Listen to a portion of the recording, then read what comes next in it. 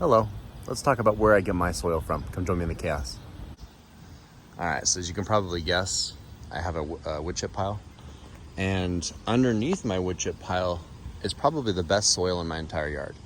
So what I like to do is I like to move the wood chips away from the soil and get the dirt that's right underneath the wood chips. Like most plants, you do not want to plant them straight into wood chips.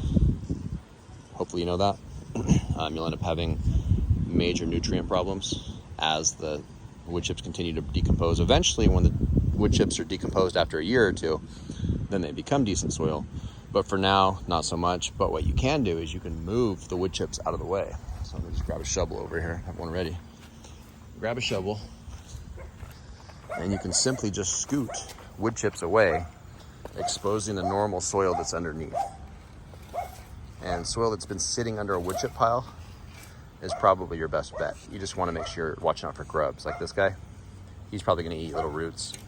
So if I try doing, propagating raspberries or blackberries or whatever, I'm going to run into a problem if I put some grubs in that container. But generally, if you kind of like look through it, kind of sift through it, you'll see that this soil right here is pretty much pure worm castings. So very well decomposed.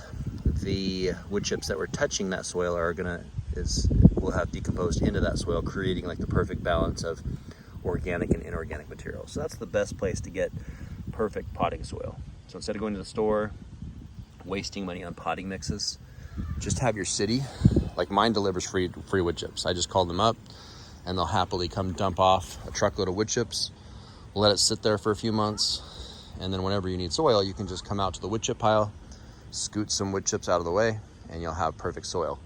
What I like to do is I like to have a brim of about an inch thick layer of wood chips everywhere. Just so anytime I want soil, I can just kind of move the wood chips out of the way and get the perfect soil for all of my experiments. So I hope this helps you to know how to get perfect soil for free. If you can get wood chips for free, at least. If not, you can make your own soil for pretty cheap, just by leaving the wood chips on the surface to condition that.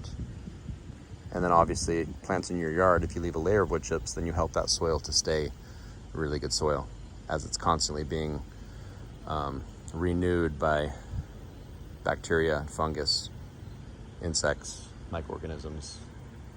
Good environment for good nutrient exchange. Hope that helps you. Thanks for joining me in the chaos.